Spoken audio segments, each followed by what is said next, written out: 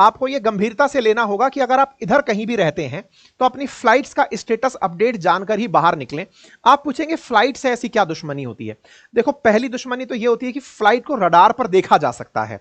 Flight को radar पर देखा जा सकता है तो उसको मिसाइल से अगर टारगेट किया गया तो एक ही बार में फ्लाइट के अंदर बैठे 250-300 यात्री खत्म हो जाते हैं। पहली चीज तो ये होती है। दूसरा क्या होता है, फ्लाइट्स के साथ साथ मिसाइल का जो पाथ होता है ना, जो प्रोजेक्टाइल मोशन में मिसाइल जाकर गिरती है, बैलिस्टिक मिसाइल जो अपना पूरा पाथ पैराबोला पाथ लेती हैं, तो कई बार फ्लाइट और मिसाइल का पाथ एक ही हो जाता है।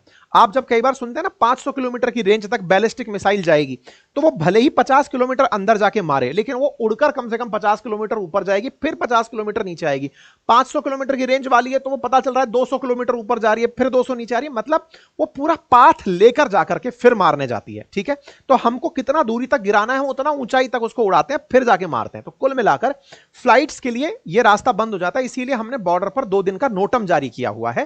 पाकिस्तान तो पूरा ही इस दहशत में है, तो उसने पूरी तरह से इस नोटम को मान लिया है कि कोई फ्लाइट नहीं उड़ेगी।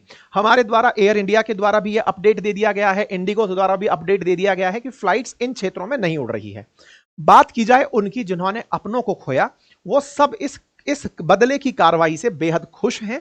उन्होंने सरकार को और सेना को इस बात के लिए धन्यवाद बोला है। ये तस्वीरें और यहां से निकल करके आई। इसी के साथ साथ ही कश्मीर के कुछ इलाकों के अंदर, कई इलाकों के अंदर स्कूल बंद कर दी गई हैं। भारत ने पहले ही, स्ट्राइक से पहले ही यहां के पर्यटक स्थल तो खाली करा ही लिए थे, अब यहां पर कुछ स्थानों के अंदर स्कूलें भी बंद करा दी गई हैं। भारत में अपोजिशन का क्या रुख है?